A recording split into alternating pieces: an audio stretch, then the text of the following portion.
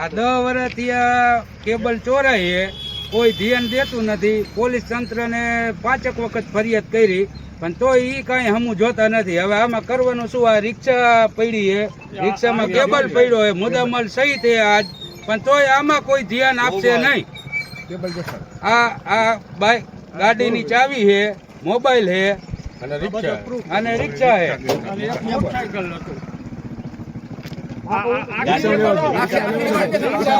રિક્ષા સહિત પડી. નંબર દેખાવ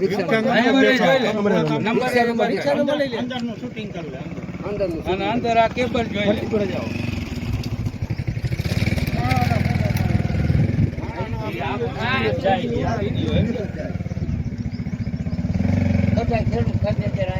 લઈ લે, આલી બાજુ લઈ લે.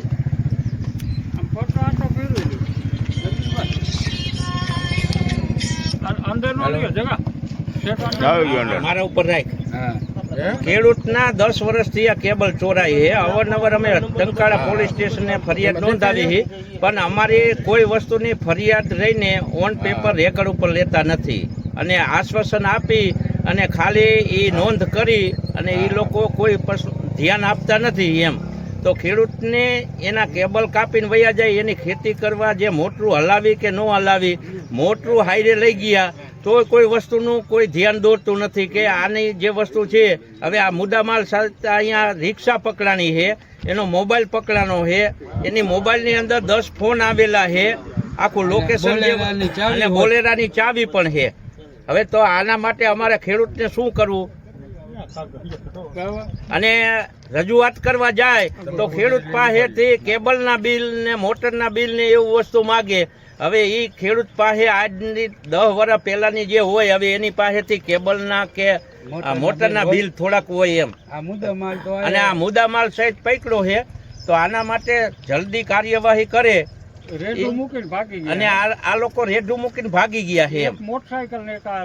એક મોટરસાયકલ છે ને એક રિક્ષા છે અને બોલેરાની ચાવી છે ને મોબાઈલ છે. તો આના માટે જલ્દી કાર્યવાહી કરે એ માટે અમારા બધા ગામના જે ખેડૂતો છે એ બધા ભેગા થયા છે.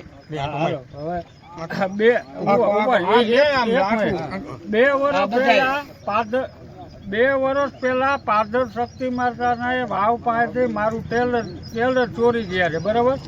એની એફઆઈઆર નો પાડી અને અરજી સાદી લીધી. હજી 2 વર્ષમાં કાંઈ ગંધ કે બરેડો કાંઈ નથી.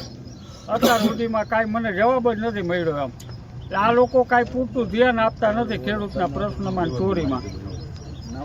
હાલો બોલો, વારા પછી બોલો. હાથી ચોરી જાય કે જે વસ્તુ છે આ કદાચ ખેડૂતના ઓજાર તો કાંઈ ઘરમાં બધાને લઈએ નહીં. એ પાદર હોય કોઈ બાર હોય એ અવારનવાર ચોરી ગયા હોય, એનો કોઈ ગંજ બરેડો છે નહીં.